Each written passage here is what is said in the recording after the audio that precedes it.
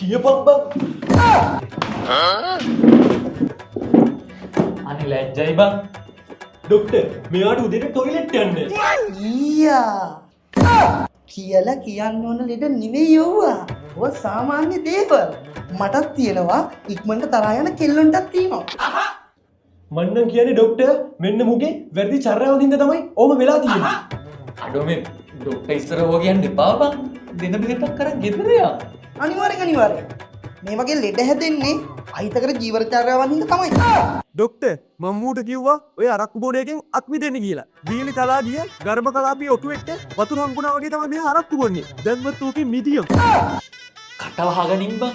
හැදෙන බයිලනේ හැමදාම දොස්තරට ඕවා කියනවාද? දියර ජාති වලින් වෙල් බැන්ට වෙනකන් ගිහිල්ලා ડોක්ටර් මූ දැන් ඝන ජාති වලටත් හුරු වෙලා.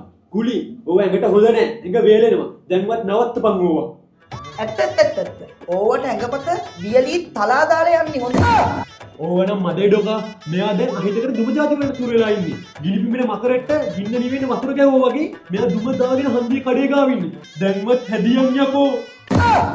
අම්මට හුඩු කොල්ලට නඩු. ඒවයි මේවයි අතර සම්බන්ධය මොකද්ද බං? එපාවුවා කියන්න. පුතා කියන්න පුතා. මූ නිකන් දුමට නෙවෙයි විස දුමට ඇබ්බ වෙලා ඉන්නේ ડોක්ටර්. මඤ්ඤොක්ක ගොඩක් පේන්නත් බෑ. හැදිය කිස ඔතල ගන්නවා. අනේ ප්ලීස් දැන්වත් හැදියම් බං. හොඳට ඕම ඇති මචං දැන් නම්.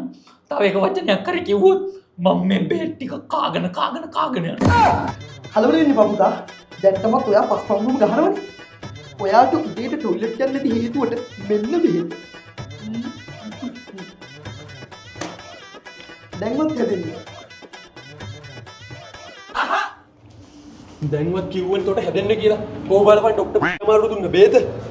බලපන්. Daily smoking, man karla bag, kurra bagana bag, kollo urrana vasaka sare.